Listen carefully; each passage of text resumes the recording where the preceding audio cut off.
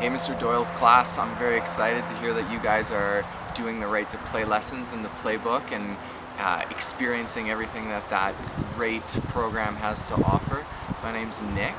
I'm going to be answering your questions. Thanks for sending them in. I really appreciate you guys taking the time to pick my brain about Right to Play and my own charity called The Ball is Round. So the first question I have here says, what made you want to connect with Right to Play and teach their lessons? I grew up playing soccer, loved it, allowed me to play with some really great people, meet some amazing friends that I still have to this day. And I think that's one of the things that I love so much about sport, particularly soccer, is the connections that it's allowed me to make throughout my whole life. I enjoyed my time playing at a really high level for a really long time.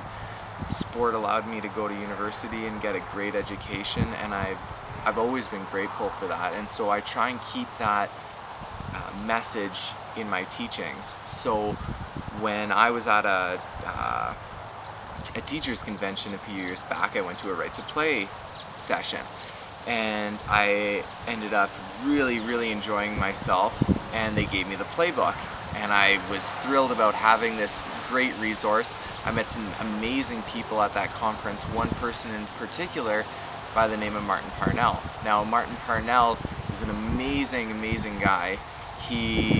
When I met him, he was in the middle of running 250 marathons in 1 year for Right to Play.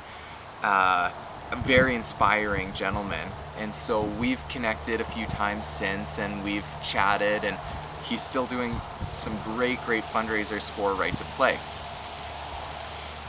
So I took those lessons and I brought them to my kids, and it turned out that they were really interested and fascinated and engaged about learning about what Right to Play is and why it's important about being a better global citizen.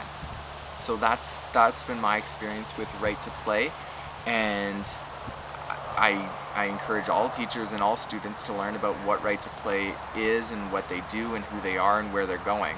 They have a really amazing story, and I encourage you guys, if you haven't looked into how they started, I think you really should. The next question I have here says, what made you want to start your own charity or organization, and how did it start? Awesome question. So we got the idea about 5 years ago. We were traveling in Morocco, and we were having dinner in the square, and when we were having dinner, we were watching these two little boys play soccer. But it struck us that they were playing soccer with this plastic ball, tape, plastic bags, twine, and they were having the time of their lives. And they couldn't have been happier. They were just so glad to be playing soccer together, these two boys. So the more we watched them, the more we thought, you know what, let's go and find them a ball. We'll finish dinner, we'll walk around the market, we'll find them a proper ball. And it was no more than just my fiance and I wanting to make sure that these boys had a proper ball to play. We had no intention of, well, let's start a charity. And it really didn't start like that. We were just, two soccer players wanting to help two other soccer players. And when we gave them that ball, the feelings that both of us got was just complete jubilation. And the parents of these two boys were so excited.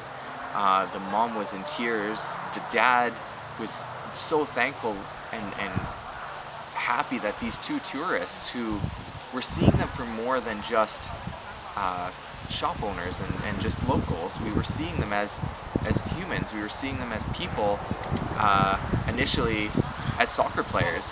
It was that simple. We just wanted to help out two other soccer players. And so we left, and we made a promise that whenever we travel, we would bring soccer balls with us. And so we always have. And then we came back from a trip to Southeast Asia, and on the way home, we were talking about, well, what if we got more people to do this? What if we got our friends and family?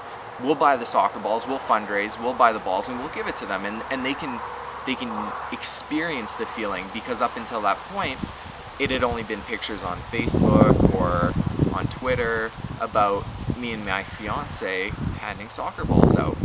And so we thought, what a great way for our friends and family and other people to get involved and really experience it, and not just hear about it from us. And that's how the Ball is Round was kind of born.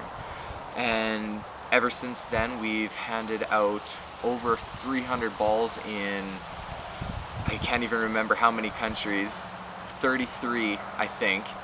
And we've just been connecting with a lot of local people in Calgary, but we're slowly, people are hearing about us. We've sent balls to the United States, which then are brought to trips to Haiti for humanitarian relief, and all sorts of different people from all over Canada, all over the United States, mostly here in Calgary and Alberta, but people are hearing about us slowly but surely and bringing soccer balls with them. And it's a really cool experience for us to see other people enjoying and experiencing what we've been doing for so long.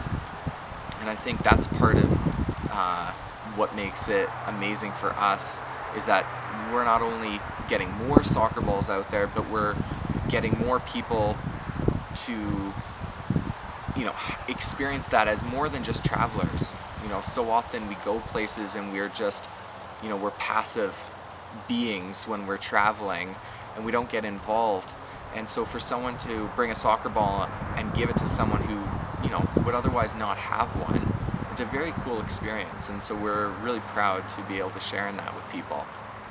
The last question I have here from you guys, let me just bring it up. What has been the best part of your work with Right to Play or your organization? Well, the work that I've done, the little bit of work that I've done with Right to Play, I think has helped broaden my views and my goals as a teacher and as a president of a nonprofit organization. It's funny because we kind of both have started out with in the same way, and I just want to keep growing on that and keep moving this organization forward. And they've been a huge inspiration for me in terms of doing that. Also, their lessons are fun and engaging, and they have a lot of meaning behind them.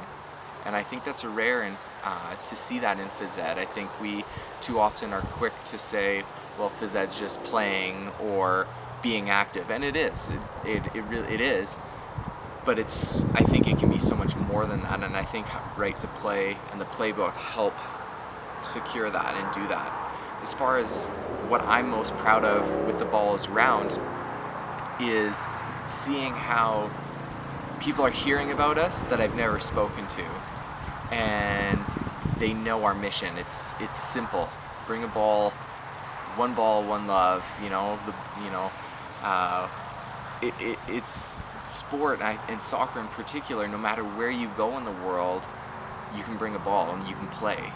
There's never been a place that I've gone or had people go and say, oh, well, there was no soccer.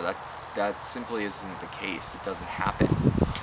And I think one thing that I'm proud of is not just sending soccer balls away and knowing that kids can play with a proper ball no matter where they are, but that we have people here in Calgary who think that's just as important as I do and want to help out. I think when people want to give us a donation, or they want to give us soccer balls, or they want to take soccer balls, every time that's a new person, that's a proud moment for me. I always tell people whenever they take a soccer ball that you'll come back.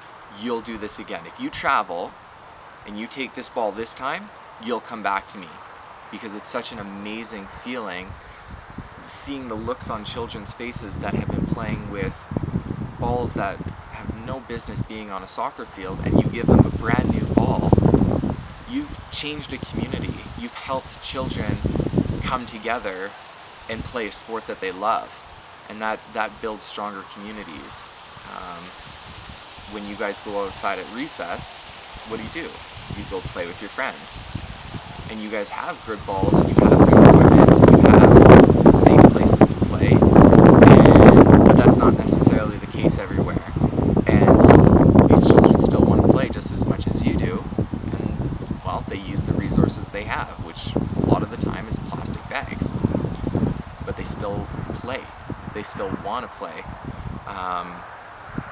So I think building it and having new people come, and seeing the photos when people get back, or hearing their stories when I call them and ask them how their trip was, or they send me an email telling me about their trip, it's an amazing feeling. And I think that's one thing that I'm most proud of, is every time I get a call or an email from people wanting to take balls with them. I think those are my proudest moments as an organization.